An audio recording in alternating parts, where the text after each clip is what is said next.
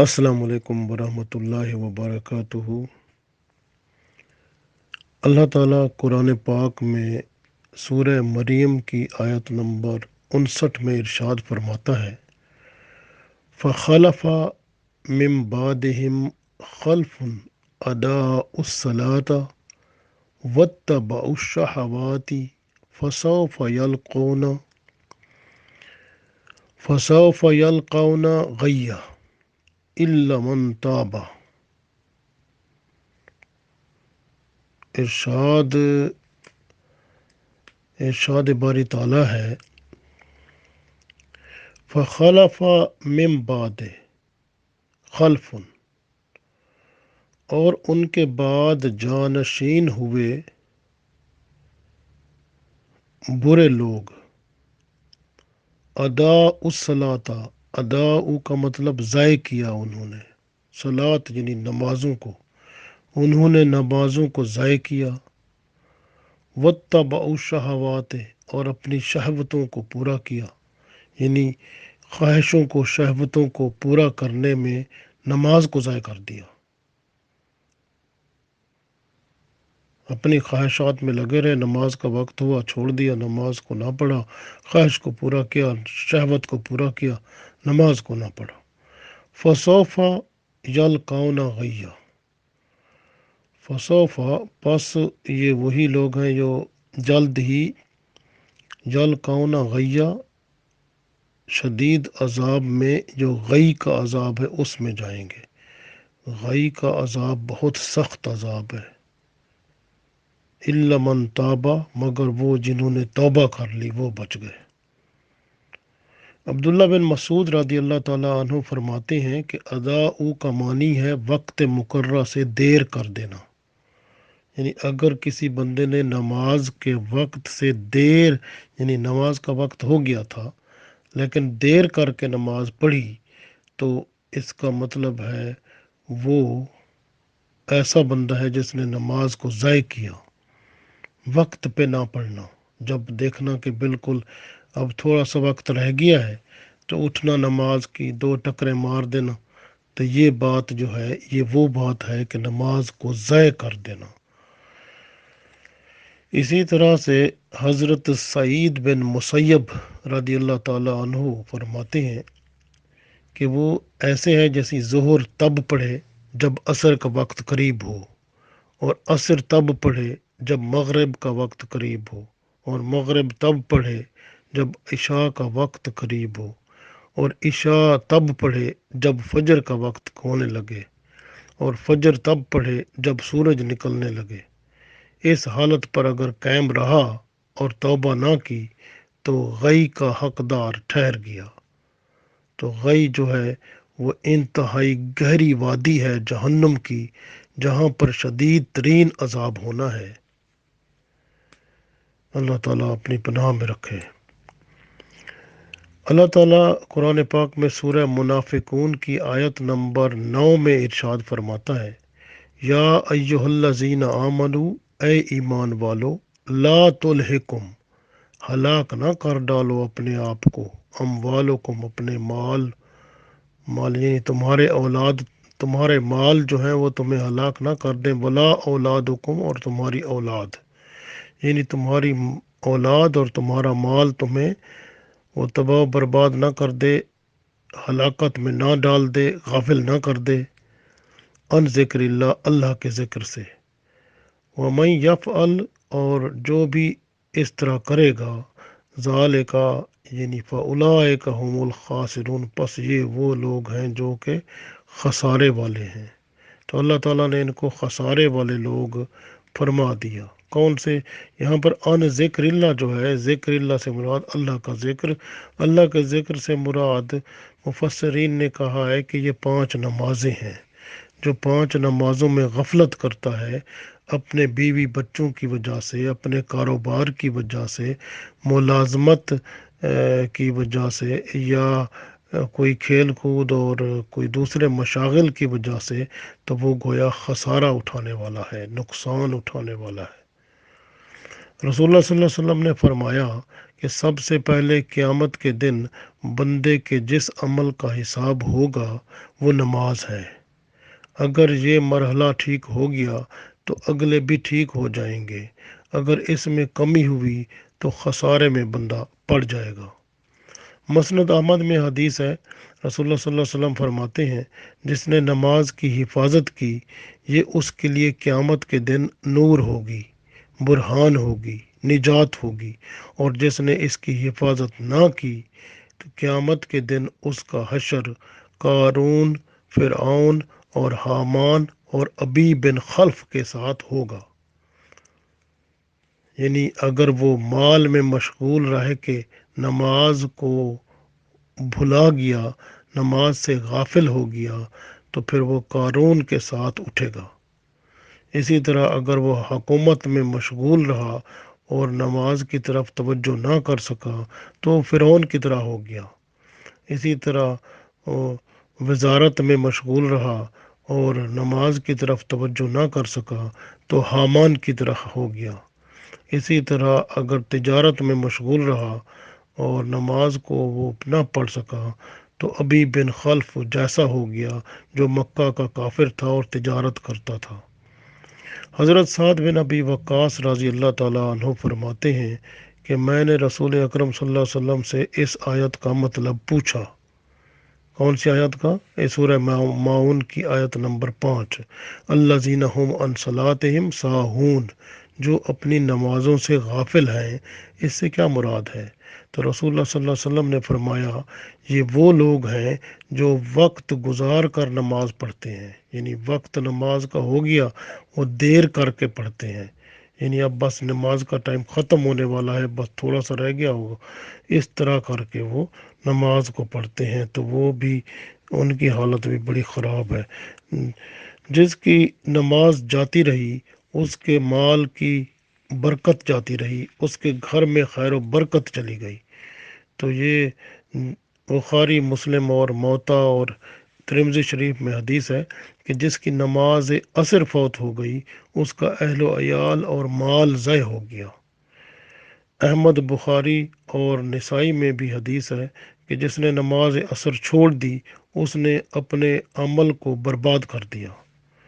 بخاری شریف میں حضرت سمرہ بن جندب رضی اللہ تعالیٰ عنہ سے روایت ہے کہ رسول اکرم صلی اللہ علیہ وسلم صبح کی نماز کے بعد اکثر جو ہے وہ پوچھا کرتے تھے کہ کسی نے کوئی خواب دیکھا ہے تو بیان کرے تاکہ میں اس کی تعبیر بتاؤں۔ تو آپ صلی اللہ علیہ وسلم کو لوگ اپنا خواب بیان کرتے تھے اور آپ صلی اللہ علیہ وسلم ان کی تعبیر بتایا کرتے تھے۔ ایک دن صبح کے وقت آپ صلی اللہ علیہ وسلم نے فرمایا رات کو میرے پاس 2 آنے والے آئے اور جلدی مچائی کہ چلو، ہم چل پڑے۔ تو ایک لیٹے ہوئے آدمی کے پاس آئے، دوسرا آدمی اس پر ایک پتھر لے کر کھڑا ہوا تھا، یعنی لیٹا ہوا ایک آدمی لیٹا ہوا تھا اور ایک جو ہے اس پر پتھر لے کے کھڑا ہوا تھا۔ وہ پتھر اس کے سر پر مارتا اور اس کا سر کچلا جاتا، وہ پتھر اٹھانے چلا جاتا، جب وہ پتھر اٹھا لیتا تو وہ سر اس کا ٹھیک ہو جاتا، پھر وہ دوبارہ اس کے سر میں وہ پتھر مارتا، پھر وہ اس کا سر پھٹ جاتا، پھر دوبارہ اسی طرح پتھر اٹھانے جاتا، جب اٹھا کے آتا تو اس کا سر ٹھیک ہو گیا ہوتا تو پھر اس کو دوبارہ مارتا۔ جب میں نے پوچھا کہ یہ کیا ہے تو انہوں نے کہا آگے چلیں۔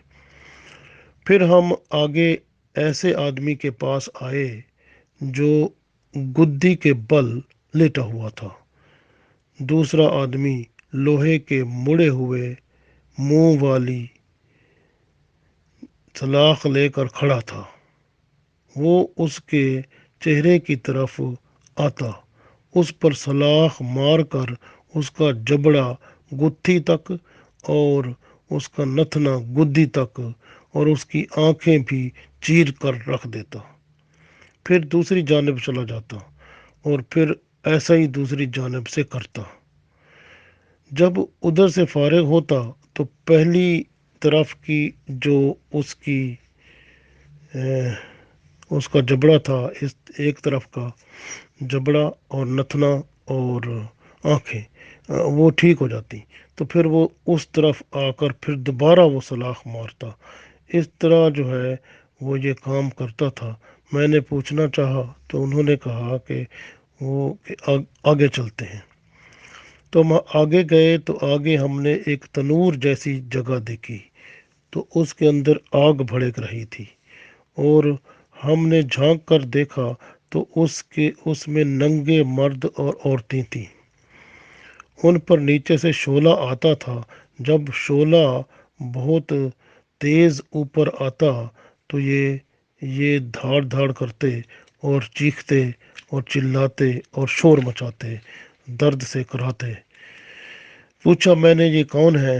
تو مجھے کہا گیا کہ آگے چلیں۔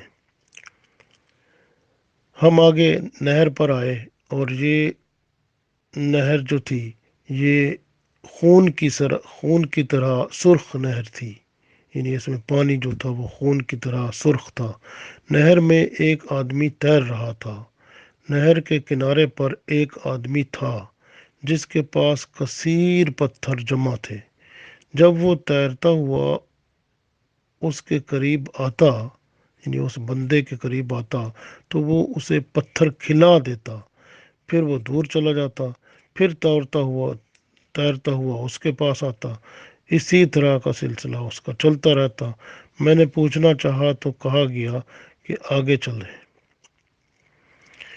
پھر ہم آگے چل کر ایک خوفناک شکل کے آدمی کے پاس آئے جس کے پاس آگ ہے، اور وہ اس کو بھڑکا رہا ہے، اور وہ آگ کے گرد دوڑتا بھی ہے۔ پوچھا یہ کون ہے؟ تو کہا کہ آگے چلیں۔ ہم آگے ایک گھنے باغ میں آ گئے۔ باغ کے درمیان میں ایک طویل آدمی ہے جو وہاں کھڑا ہے، اور ایسے لگتا ہے کہ اس کا سر آسمان میں ہے۔ اس آدمی کے گرد بچے ہیں جن کو میں نے دیکھا ہے۔ تو پوچھا یہ کون ہے؟ تو انہوں نے کہا آگے چلیں۔ ہم ایک بڑے مکان میں جا پہنچے، بہت بڑا اور خوبصورت مکان جو کبھی ہم نے نہیں دیکھا تھا۔ کہا گیا کہ اس پر چڑھ جائیں۔ ہم اس پر چڑھ گئے۔ جی، پھر دیکھا کہ ایک شہر ہے اور سونے چاندی کی اینٹوں کا بنا ہوا ہے۔ ہم دروازے پر آئے، دروازہ کھول دیا گیا، اندر داخل ہوئے۔ ایسے آدمی کو دیکھا جس کے ایک طرف تو خوبصورت ہے وہ، اور دوسری طرف جو ہے وہ بدصورت ہے۔ تو ان دونوں حالتوں میں جب ہم نے اس کو دیکھا تو انہوں نے اس کو کہا کہ نہر میں کود جاؤ۔ تو اس نہر میں صاف پانی چل رہا تھا۔ وہ بندہ نہر میں کود گیا، تو جب واپس آیا تو اس کی بدصورتی جو دوسری طرف کی تھی وہ ختم ہو چکی تھی، اور وہ دوسری طرف بھی خوبصورت ہو چکی تھی۔ ان دونوں نے کہا کہ یہ جنت ہے اور آپ صلی اللہ علیہ وسلم کا مقام ہے، اور اوپر ایک سفید بادل کی طرح محل بھی تھا۔ انہوں نے کہا یہ بھی آپ صلی اللہ علیہ وسلم کا مکان ہے۔ انہوں نے کہا آپ صلی اللہ علیہ وسلم اس میں جائیں گے لیکن ابھی نہیں۔ جو کچھ دیکھا وہ کہتے ہیں ہم اس کے بارے میں آپ کو بتا دیتے ہیں۔ پہلا بندہ جس کا سر پتھر سے کچلا جا رہا تھا، یہ وہ آدمی ہے جس نے قرآن پاک سیکھا، پھر چھوڑ دیا، بھلا دیا، نہ عمل کیا، اور فرض نماز بھی چھوڑ کر سو جاتا تھا، اس لیے اس کا سر جو ہے وہ پتھر سے کچلا جاتا ہے۔ دوسرا آدمی جس کے جبڑے گدی تک چیرے جاتے تھے، یہ آدمی صبح گھر سے نکلتا، ایسا جھوٹ بولتا جو آسمان تک پہنچ جاتا، یعنی بہت بڑے جھوٹ بولا کرتا تھا، اس لیے اس کے جبڑے جو ہیں وہ گدی تک چیر دیے جاتے ہیں، آنکھوں تک۔ تیسرا وہ جو عورتیں جو کہ ننگی عورتیں اور مرد دیکھے تھے جو تنور میں تھے، تو یہ وہ ہیں جو زنا کرنے والے مرد اور عورتیں ہیں، تو ان کی جگہ اسی طرح جہنم میں بھڑکتی ہوئی آگ میں ہے۔ پھر فرمایا کہ جو خوفناک شکل کا آدمی تھا وہ دوزخ کو بھڑکانے والا فرشتہ ہے، تو دوزخ کا داروغہ ہے۔ اسی طرح وہ جو خونی نہر تھی اس کے اندر جو تیرنے والا تھا وہ پتھر کھانے والا، وہ سود خور ہے۔ باغ میں طویل آدمی حضرت ابراہیم علیہ السلام تھے، اور ان کے ساتھ جو بچے ہیں وہ بچے تھے جو فطرت اسلام پر فوت ہوئے تھے۔ ایک طرف خوبصورت اور ایک طرف بدصورت والے جو ہم نے بندے دیکھے تھے، تو یہ وہ لوگ تھے جنہوں نے نیک اعمال بھی کیے تھے، برے بھی کیے تھے، تو اللہ تعالیٰ نے ان کو درگزر فرمایا۔ اس لیے وہ غوطہ کھا کر جب ادھر سے آئے تو صاف ستھرے اور خوبصورت ہو گئے، دونوں سائڈیں ایک جیسی ہو گئیں۔ نماز میں سستی کرنے والے کے سر پتھر مار کر توڑے جاتے ہیں، اور قیامت کے دن جس کا پہلے حساب ہوگا وہ نماز ہے۔ فرض نماز کی کمی سنتے اور نوافل پورا کریں گے، اس لیے وہ ہر بندے کی زندگی کا حساب ہوگا کہ اس کو کتنا زندگی دی گئی تھی، اور پھر اس میں کتنی نمازیں اس پر فرض تھی، تو اس نے کیا ساری ادا کر دیں۔ اگر کمی ہوگی تو بندے نے سنتے جو ادا کی ہوں گی اس میں سے قبول شدہ جو ہوں گی وہ اس میں بھی ڈال دی جائیں گی۔ اسی طرح نفل بھی ڈالے جا سکیں گے، تو کوشش کریں کہ نمازیں پوری پڑھیں اور اس میں سنتے نفل بھی نہ چھوڑیں۔ اللہ تعالی ہم سب کو توفیق دے، آمین۔